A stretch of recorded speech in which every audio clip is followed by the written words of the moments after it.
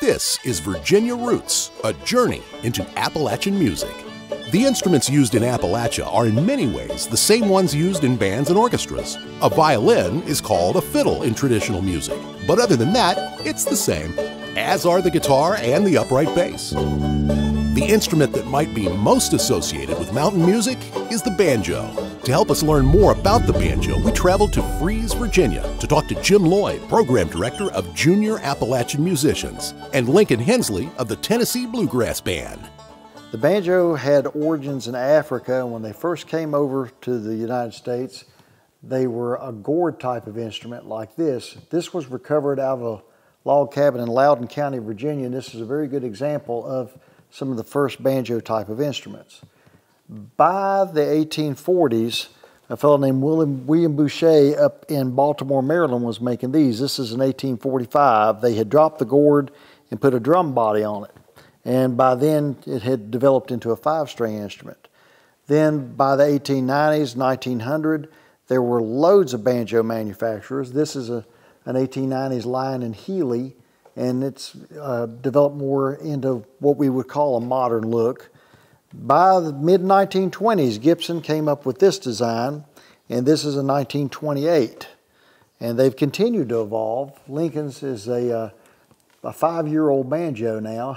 That's right. 2019, so there's different features on each one of these. Throughout the years, there's been a lot of different modifications to the banjo, and everybody's tried different ways to improve on the things that the banjo can play. And one of the ways that they tried to do that in the 50s, Earl Scruggs come up with a thing called a detuner, which enabled the banjo player to change the pitch of a string consistently during the middle of the song. This one was designed by the late Sonny Osborne, and it works kind of like this.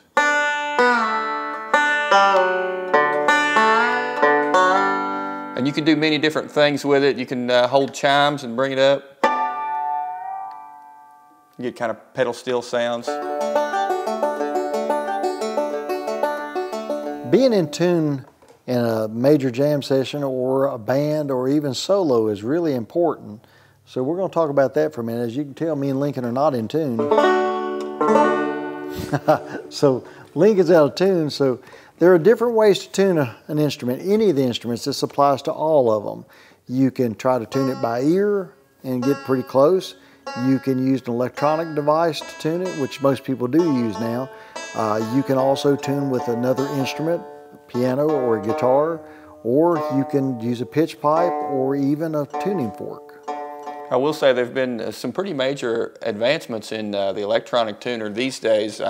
This one here that I have fitted on my banjo actually hides pretty good behind the peg head, so they make them where they're pretty small now.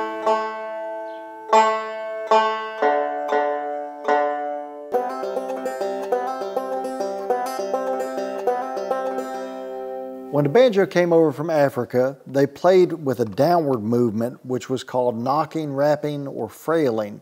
Now it's referred to as claw hammer.